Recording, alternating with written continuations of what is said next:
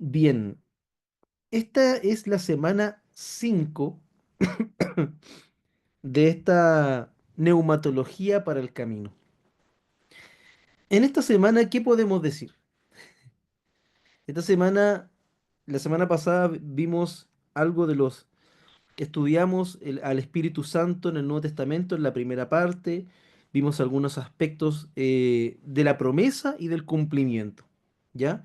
Porque estudiar todo esto del Espíritu Santo, la neumatología, de una manera específica, científica y detallada, es un tema, es un tema, pero más allá de todo, es un ejercicio continuo el reflexionar.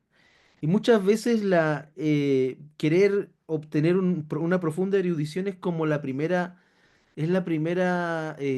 ilusión que uno debe aprender a romper, porque lo exhaustivo, la ilusión del erudito en su cueva, como, vuelvo a decirlo, como, como este santo patrono que tradujo es como San Jerónimo. San Jerónimo ahí lleno de libros, apenas vestido, en una cueva, traduciendo la Biblia al latín. Eso es a geografía. Es un relato piadoso, un relato, ¿cómo decirlo? Lindo, ¿sí? Pero dudo que se aplique al año 2025.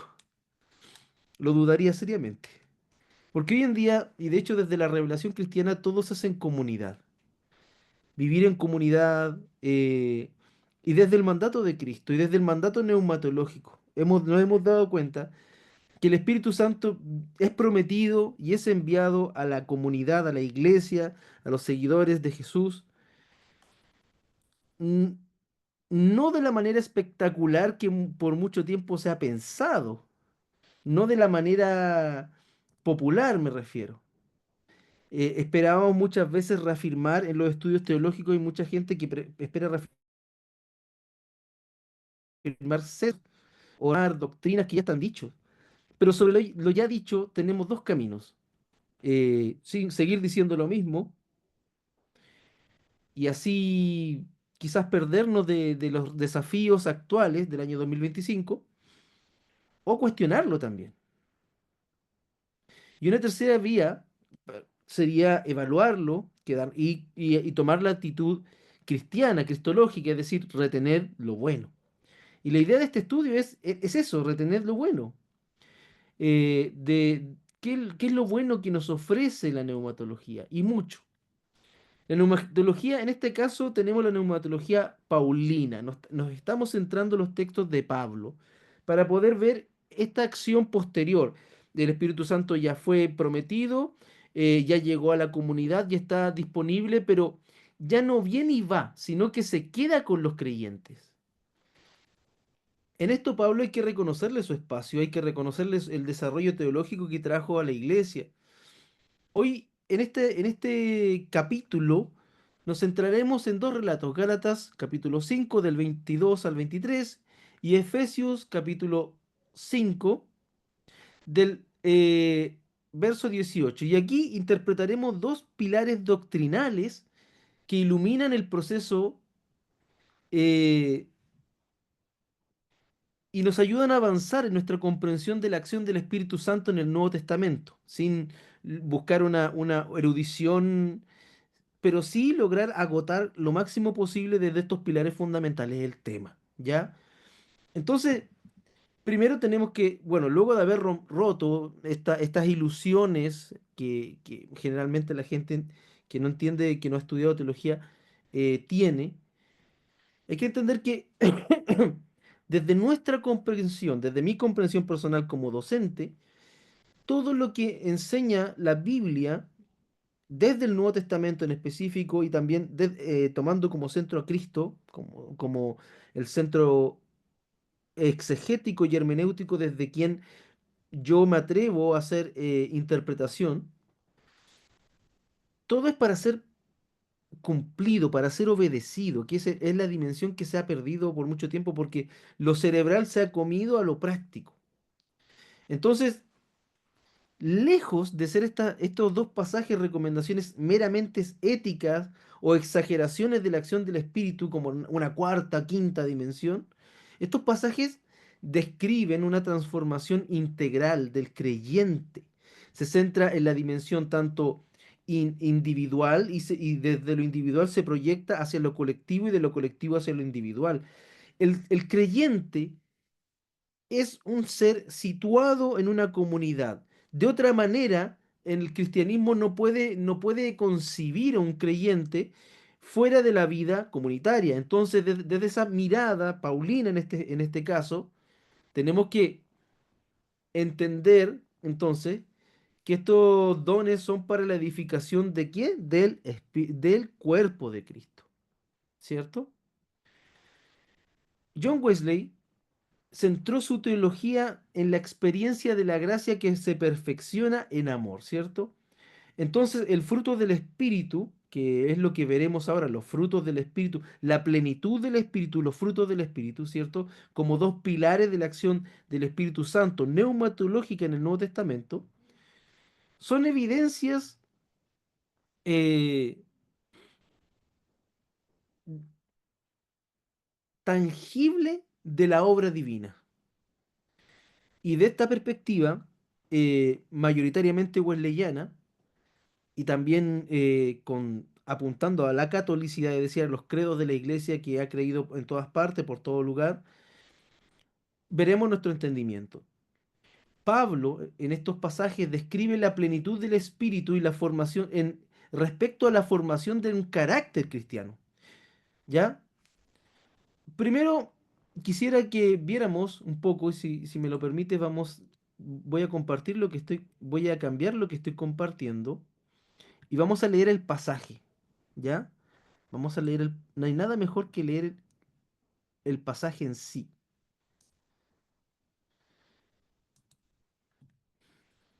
Bien, vamos a agrandar un poco. Está un poco lento el computador porque...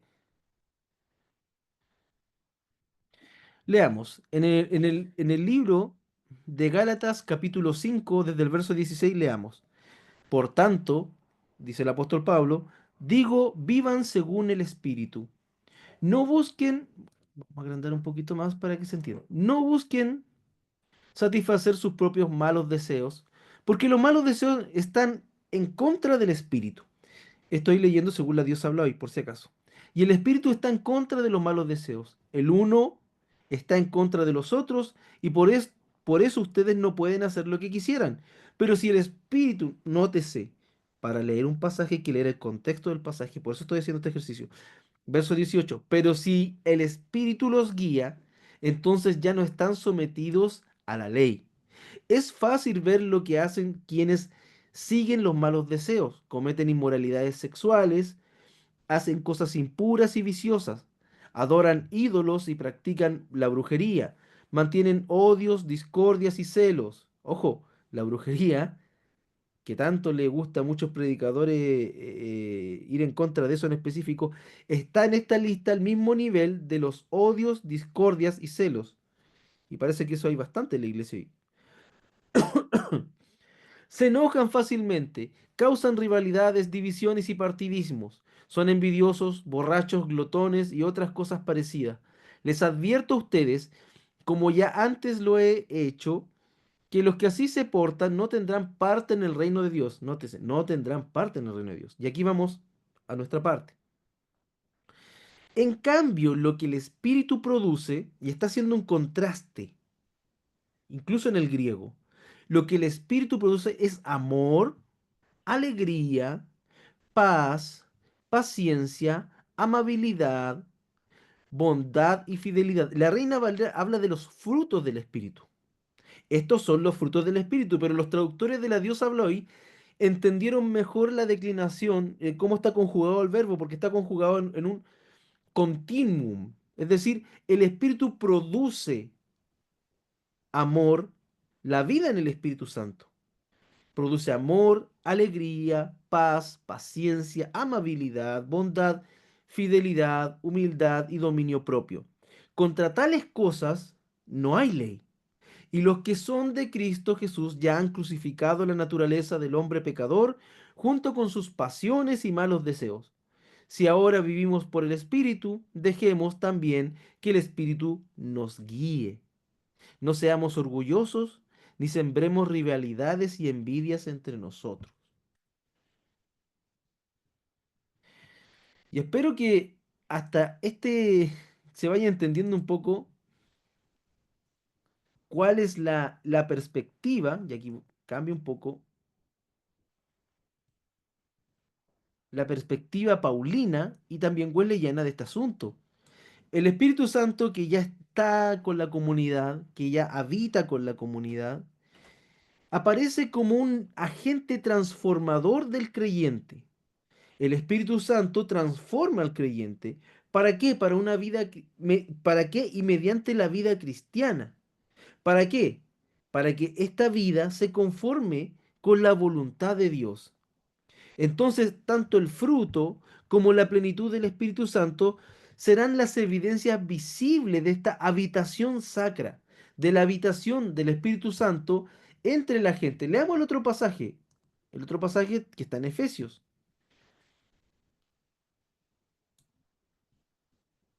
En Efesios, ¿qué dice? Efesios 5:18 dice, no os embriaguéis con vino en el cual hay disolución, antes bien, sed llenos del Espíritu. Y una mejor traducción diría, vivan llenándose, vivan llenándose. Hagamos un recuento. En Gálatas, ¿cierto? A ver si se ve Vamos a compartir aquí. Entonces, específicamente en Gálatas, el fruto del Espíritu se presenta en contraposición de los frutos de la carne. Y ojo que en el fruto de la carne, ojo, aquí hay que cambiar porque la carne no es mala, ojo, o saquemos eso, los frutos de esta carne no redimida, de esta carne que no tiene el Espíritu Santo, ¿ya? Esta carne que no habita en el reino de Dios, son frutos de prostitución, son frutos de idolatría, son frutos de chisme. Pablo está hablando en una perspectiva teológica, pero profundamente pastoral. Está dando una contraposición, le está diciendo, queridos Gálatas, ustedes están así, o esto está pasando, esto es lo que abunda en el mundo. Pero si ustedes tienen al Espíritu, estos son los frutos visibles. Y habla de un fruto en singular. Este es el fruto del Espíritu. Amor, gozo, paz, paciencia, benignidad, bondad, fe, mansedumbre, dominio propio, que se contraponen a los valores establecidos en el mundo. El amor, el gozo, la paz, la paciencia, la benignidad, la fe, la mansedumbre y el dominio propio son, en este contexto y en nuestro contexto actual, contraculturales. ¿Por qué? Porque en un contexto donde vivimos en este mundo no redimido todavía totalmente, sino en el proyecto del reino de Dios, este amor, gozo, paz, este fruto del Espíritu, de una vida nueva, es obra del Espíritu. Y esto es muy reformado, es muy protestante. Porque nosotros, wesleyanos y reformados calvinistas, afirmamos lo mismo en este aspecto. Es decir, que la obra de Dios es la que se hace en nosotros. Y es Dios quien la hace. Entonces será por obra del Espíritu Santo que este amor, gozo, paz, paciencia y todo lo demás, que se manifieste desde la perspectiva weleyana en sinergia con la voluntad humana. Debemos abrir nuestros corazones, es que el ser humano abra su corazón, su voluntad y su acción para unirse a la acción del Espíritu Santo, para ser permeado. ¿Y para qué? ¿Para qué entonces? Me pregunta usted. ¿Para llenar conciertos? ¿Para llenar predicaciones? ¿Para tener mega iglesias? No. Como primero, para vivir en comunidad. Para vivir en comunidad. Porque si no se tiene amor, no se puede aguantar a nadie. Si no se puede gozar uno de lo simple, uno va a vivir amargado como el resto del mundo. Si uno no tiene la paz del Espíritu Santo, vivirá en guerra o quitará la paz de quien está alrededor y así la paciencia, la benignidad y todo lo demás. Entonces, estos frutos del Espíritu Santo desde la perspectiva wesleyana reflejan un amor perfecto hacia Dios y al prójimo y esta es la meta del cristiano. La meta del cristiano es un amor perfecto, un amor que se demuestre y que cambie y que un amor contracultural en realidad. Y este fruto inseparable de la acción y de la vida cristiana. Esto no significa que seamos perfectos. Y esto no es un llamado a perfección, es decir, a hacer algo que no somos ahora. Es un llamado a cooperar con la gracia de Dios para lograr lo que los ortodoxos llaman la teosis, la santificación, el conformarme a la estatura del varón perfecto que es Cristo Jesús.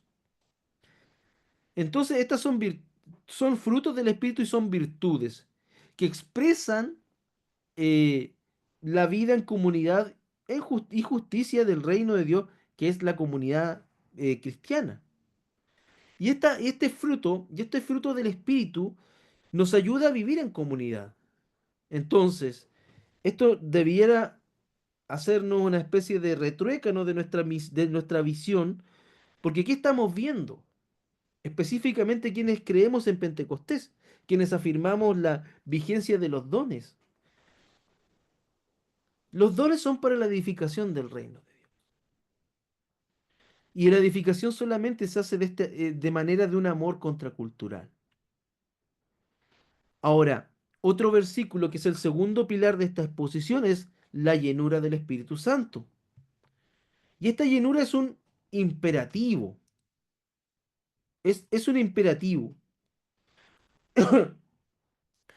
La plenitud del Espíritu es inseparable del camino de santificación del creyente.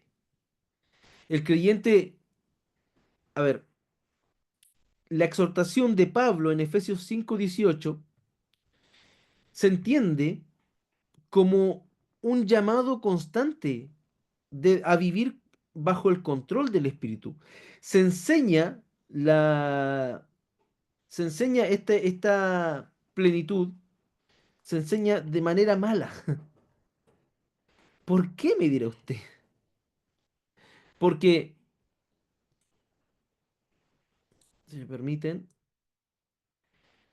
el ser lleno del Espíritu no es, según el contexto de este pasaje de Efesios capítulo 5 verso 18, no apunta a una imposición de manos para hablar en lenguas, no apunta a la glosolalia en sí, apunta a un imperativo. Pablo está diciéndole a los efesios, sed llenos del Espíritu como una actitud vital.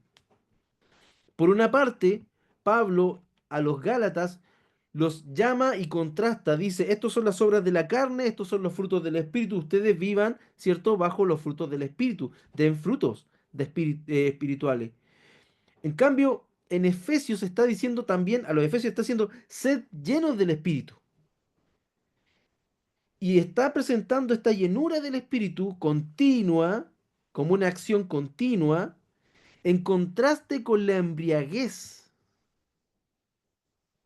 Es decir, la embriaguez que controla al ser humano para hacer estupideces, para lo no racional y para embrutecerse.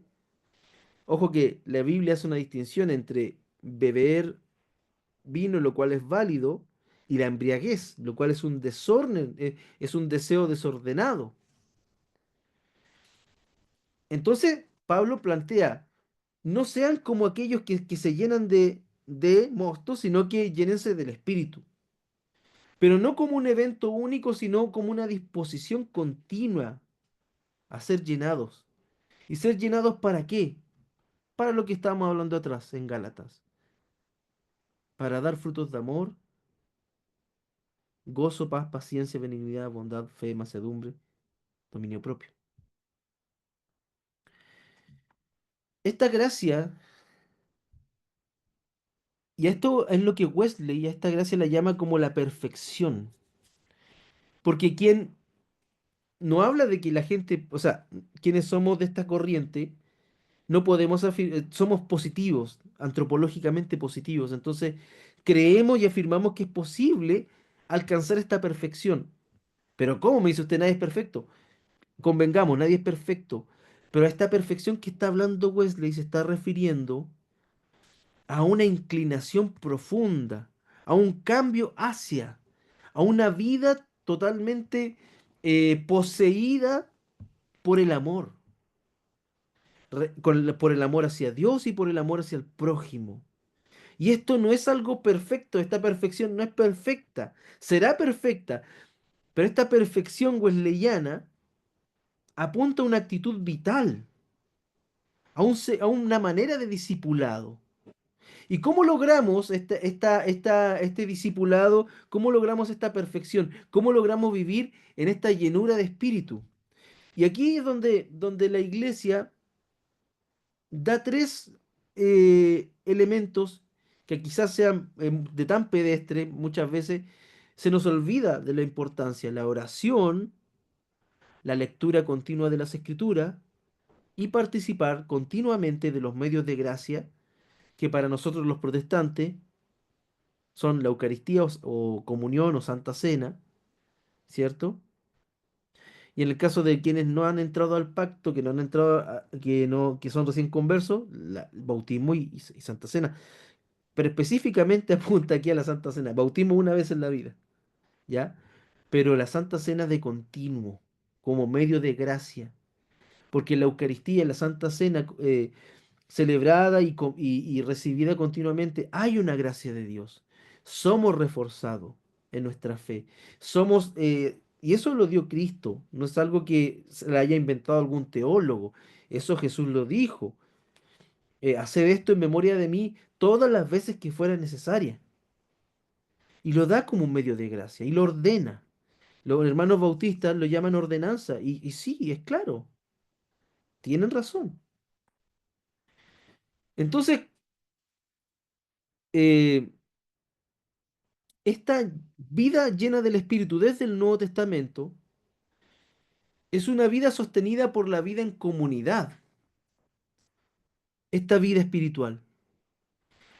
Esta no es una vida emocional, porque el tema del amor, los frutos, no habla de las emociones, porque las emociones son efímeras siempre. Y es aquí donde está el problema con el amor actual. El amor actual se entiende como amor romántico o amor filial, pero, o el amor incluso a tal nivel de degradación que el amor a tu perro se está, hoy en día se está acaparando, se está equiparando, perdón, con el amor hacia un hijo, lo cual es imposible. Yo puedo querer a mi perro, lo puedo cuidar, puedo apreciar su compañía, pero nunca, nunca será un hijo. Nunca. Entonces, esta vida es realmente un desafío, pero no tiene que ver con cómo nos levantemos. Las emociones están relacionadas con muchas cosas que no tienen que ver con la permanencia. Las emociones cambian. Tiene que ver con una permanencia. Y esta permanencia en el espíritu conlleva una vida ética y social coherente con el reino de Dios, con el mensaje del reino de Dios. Kate Harrington, un autor wesleyano, afirma que la llenura, esta llenura continua, capacita al ser humano, al creyente, para la justicia y la humildad de vida. Y esto tiene implicaciones comunitarias y misionales, de la missio Dei. El problema es que esto no suena espectacular, no suena deseable, no suena espectacular, no suena cinematográfico, porque hoy en una época donde todo tiene que ser visual y extraordinario y lleno de poderes y sin limitaciones. Luego tú sales de ese cine, de ese cine eclesial, por darte un ejemplo, y llegas a la realidad. Y resulta que la realidad está conformada por pequeñas cosas. Y resulta que el amor está conformado más por permanencia que por una emoción platónica. Y resulta que la vida cristiana es eso, consistencia. Pero no una consistencia que viene de la emocionalidad, no una consistencia que viene de un dogmatismo, es una consistencia de vida que tiene que ver por estar poseídos por Dios. Y yo, en tanto poseído por Dios, vivo una vida conforme a esta posesión santa. Y ahí podría ser una clave carismática para un Pentecostés aterrizado en un aquí y en una hora y no en un más allá del sol. Entonces, tenemos fruto y tenemos la llenura, que son dos dimensiones de la misma acción del Espíritu Santo que nos demuestra que se evidencian en el Nuevo Testamento como dimensiones complementarias. El fruto, por una parte, es la evidencia externa de la plenitud interna, de lo que hemos recibido y que lo que está haciendo Dios en nosotros adentro. Porque si tú crees, muéstrame tu fe por tus obras. Y si tú obras, muéstrame mediante tus obras tu fe. Y aquí la sola fide le ha hecho muy mal como sola fide, como una especie de eslogan a la reforma. Porque la sola fide, sin el libro de Hebreos, no se entiende bien. Porque la sola fide degeneró en un fideísmo inmoral. Y es ahí donde te encuentras con la bancarrota moral en la cual está viviendo Europa y la iglesia europea. La vida cristiana tiene que ver, como dice Dietrich Bonhoeffer, con una gracia cara. La gracia que recibimos es una gracia cara que implica un compromiso y que te lo demanda y que demanda todo. Entonces el fruto del Espíritu Santo es la evidencia externa de esta plenitud interna. ¿Y qué es la plenitud? Es una condición continua bajo la dirección del Espíritu Santo. Entonces, la plenitud es esta condición bajo la dirección del Espíritu Santo. Todos los días oro, todos los días busco la comunión con Dios, busco la paz y busco los frutos del Espíritu. Pero ¿quién me capacita para eso? El mismo Espíritu. Por lo tanto, no estamos solos en esto, porque me ayuda Dios, porque me ayuda específicamente su Espíritu Santo y porque estoy acompañado por una comunidad. Así debiera ser. Esta es la plenitud, vivir poseídos por Dios. ¿Y cómo se puede ver esto? Mediante los frutos. Una persona más paciente, una persona más bondadosa, una persona que ama más, una persona que es benigna, no maligna, una persona honesta y todo lo demás que conlleva ser cristiano. Es un carácter transformado, pero más allá de las emociones o dones, porque los dones son buenos y las emociones son buenas. Y eso Pablo después lo regularizará, lo guiará pastoralmente en 1 y 2 de Corintios. Pablo nunca negará la eficacia y la vigencia de los dones espirituales, pero los dones espirituales para el servicio de la comunidad. Y la vida cristiana tiene más de consistencia que de emociones y dones. Vuelvo a decir, los dones son buenos, las emociones también son positivas, redimidas y guiadas correctamente. Pero el fruto del Espíritu y la llenura del Espíritu tiene que ver más con la consistencia, con un trabajo diario, con un permanecer diario, que con eventos específicos. Y vuelvo a decir lo mismo. Los eventos son buenos, pero son quizás una llama, un disparador, un iniciador. Pero ese iniciador no será el mismo toda la vida.